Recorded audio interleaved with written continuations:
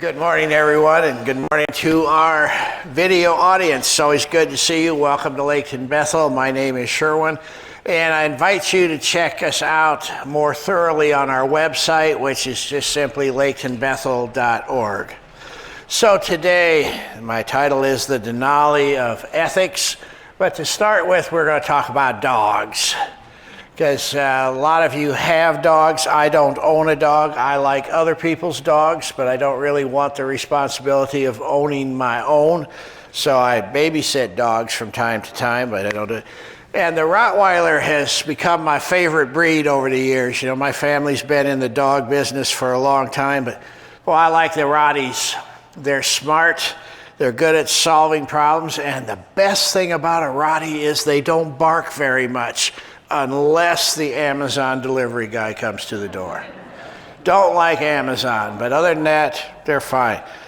The only problem with Rottweilers is they're very gentle with little kids, all those things, but they do shed like crazy.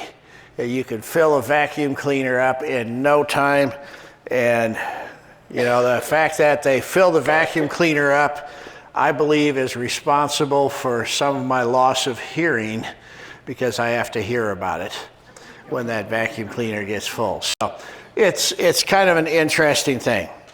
Now, some people think that dogs who function primarily on instinct, they believe that that dog really loves them, because when you come to your territory and the dog protects it, he really loves you.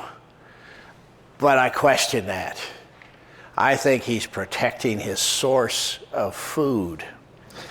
Now, the Rottweiler that my son and my brand new daughter-in-law, hi guys, had was a dog like that.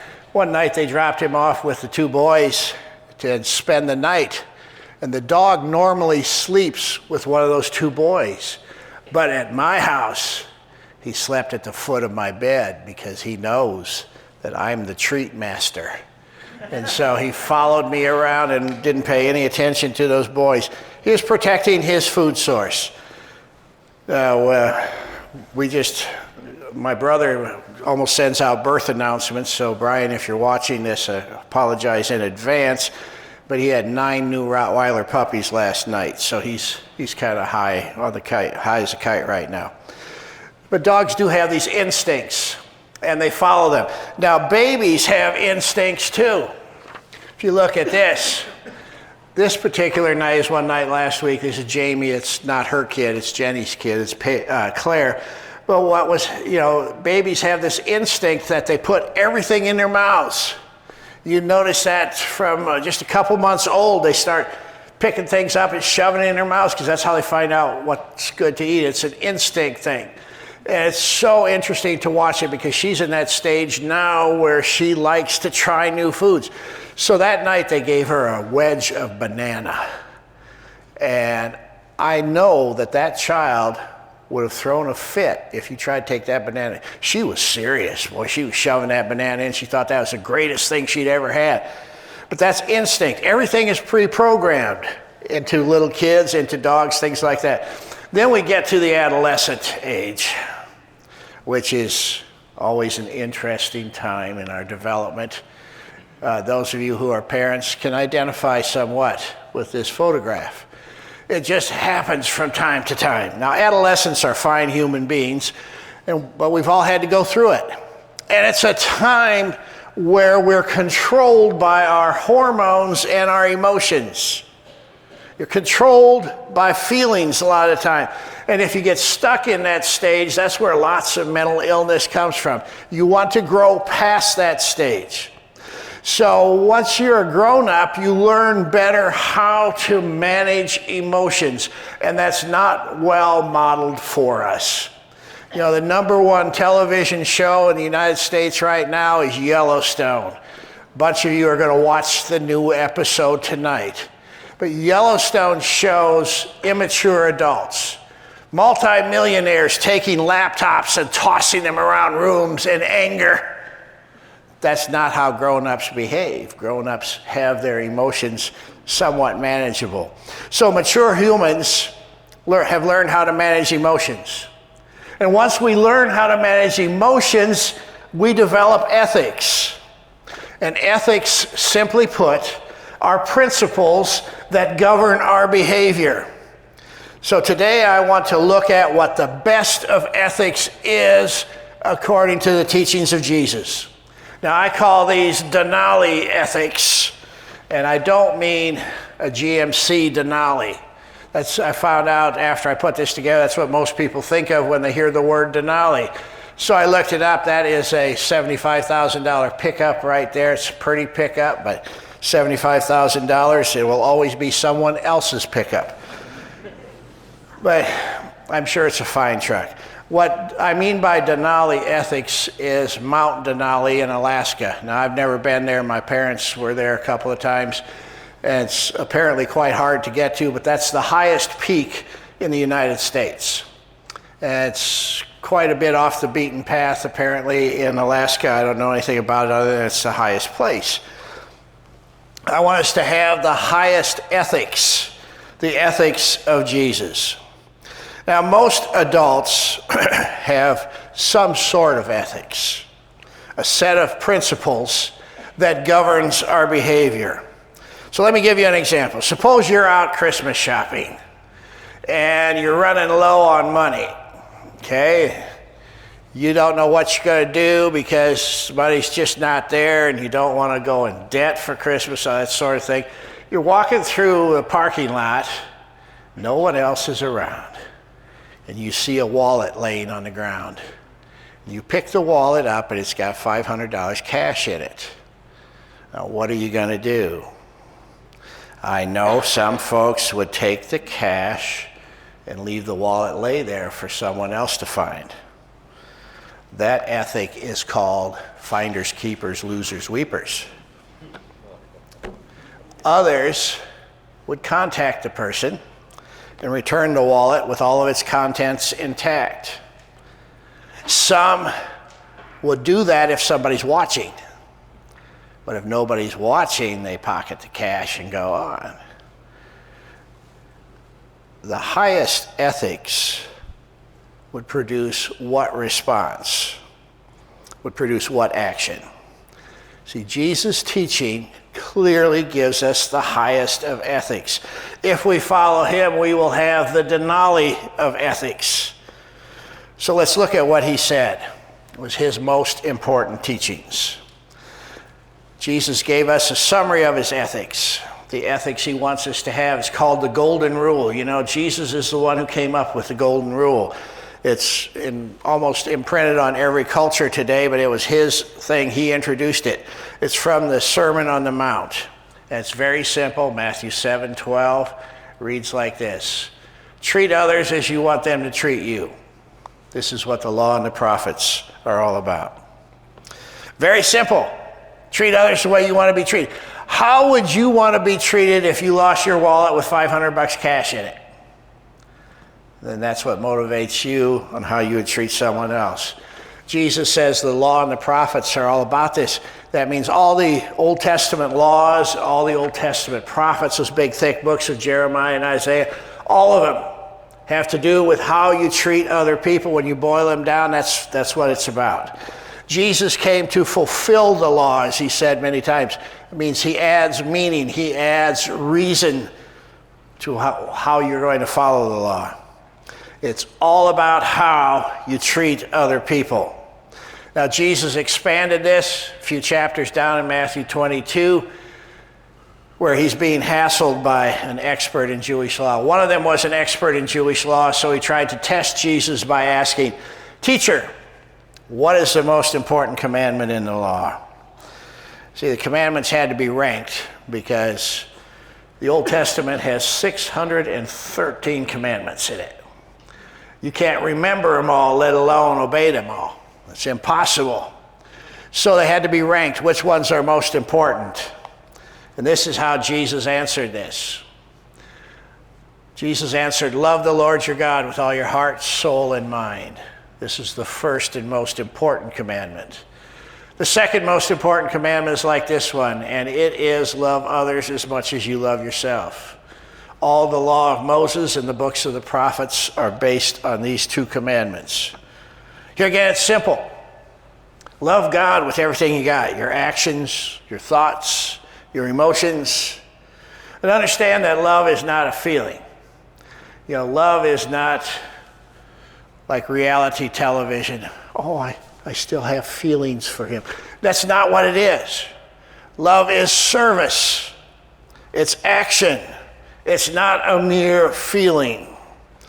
If you want mere feelings, just eat the wrong kind of food and have indigestion. You know, this is talking about service here. He says to love others, and he says the entire Old Testament can be looked at through this lens, and then it will make sense, and it does. Now, Paul echoes this in his letter to the Galatians and adds just a little punch to it. He says this, "My friends, you were chosen to be free, so don't use your freedom as an excuse to do anything you want. Use it as an opportunity to serve each other with love. All the law says can be summed up in the command to love others as much as you love yourself." So that means you serve each other. It's a reflex of love. You serve each other with love. Again, it summarizes everything in the Old Testament that we need to know. So the follower of Jesus finds Denali ethics, the highest ethics, by being governed by two simple principles, and those principles are love and serve. That's what the mature follower of Jesus does. That's what a grown-up Christian does. You're governed, and if you're governed by this ethic of love and serve, what would you do with the wallet that you found? It's very simple. And then you find out that you have deep joy because it's the byproduct of living this way. Now, notice what Jesus said about this. We're going to jump to John chapter 15. This is what he says. "I've told you these things for a purpose, that my joy might be your joy and your joy wholly mature. This is my command, love one another the way I've loved you. This is the very best way to love."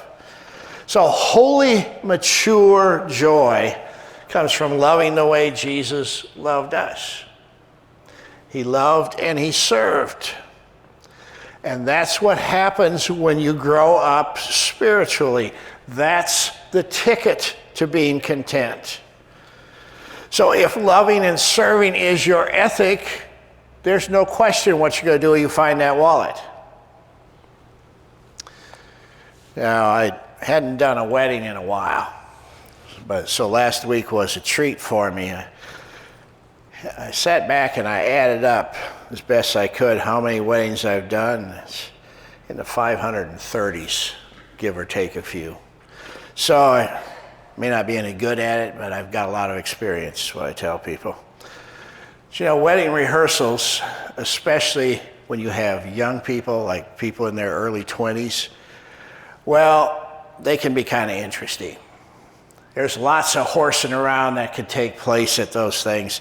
And I've seen a lot of it, a lot of it. I've seen people so drunk they couldn't stand on the steps. I've seen all kinds of I even had somebody throw up on stage one time. It was just really an interesting thing. Somebody bust out laughing during a prayer and couldn't stop. I thought the father of the bride was going to kill him. But it was so interesting. But one of the things that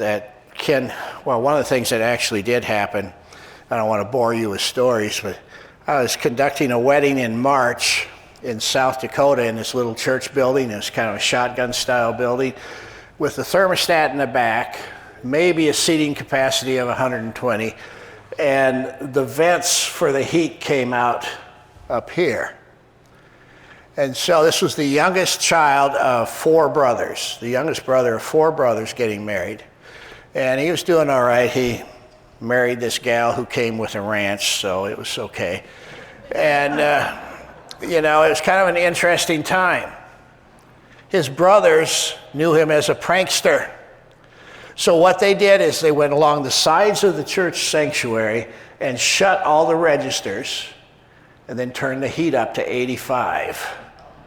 So that was blasting us all night. I could have just well been standing on the beach of Lake Michigan at 90 degrees. I was just wet as sweat. Well, I found out what happened, and then we had a conversation. But it was interesting. Now what happens, some of these things can get really noisy, and sometimes you get people who just want to show off. So what I've done to remedy that is I do a talk with the wedding party before the rehearsal. Everybody gets this talk. It's not the same one all the time. But I tell them, we're here not about you. So if you need to show off or carry on or something, don't do that. It's not about you. This is about the bride and the groom. And we want to make this time good for them. So don't show off. Be reasonably sober and be cooperative. And usually just by my saying that makes a huge difference. And I haven't had anybody pass out in several years. So that's a good thing. But when I remind people that we're here to love and to serve the bride and the groom, it goes better. That ethic will make it a good time. And that ethic will prevent you from making a fool of yourself too. See, if you're here to love and serve, it puts a different slant on everything. Another example is this hand-to-hand business that we're doing as a church. Preparing food for kids that don't have a lot of food on the weekends and bringing it to the schools on Thursday nights. We have a photo of the folks packing those backpacks in the basement here, and it's really kind of an interesting thing because when you work with kids, there's no payback. Kids don't have money, they can't pay you. They, can't give you anything back. But not expecting anything in return is where you start to grow. That's when you love and serve. That is the Denali of Ethics. Now, I want everyone to follow Jesus. That's why I'm in this business. It's the best way. Now, over the years, I have tried every program I could think of to make the church grow. Spent all kinds of time on it. None of it worked. You know what works? Is loving and serving in your community. That has given me lasting relationships. Several families have come in because of that. It's the best way. This week, I about fell out of my chair. I was sitting in my office one day, and I got a text from Steve Edwards, superintendent of Reese Puffer. And he said, I've just been noticing what your church has been doing. I want to thank you for it. You're having a huge impact on this community. I thought that's cool. He didn't have to do that. Now, I have no idea what superintendents do. And maybe I should figure that out. When I was a kid, the superintendent sat in his office and drank scotch and smoked his pipe. I don't know if they still do that. Is that still a part of being a superintendent, Mike? No, okay. But I don't know what they do, and it seems like they're always busy. They superintend. But the thing is, he didn't have to send that text to me. And it's really quite encouraging, because when you love and serve, expecting nothing in return, you affect a whole bunch of people. And you grow. You could take 1,000 Bible studies, go to all kinds of meetings and seminars, but you're not going to grow until you serve.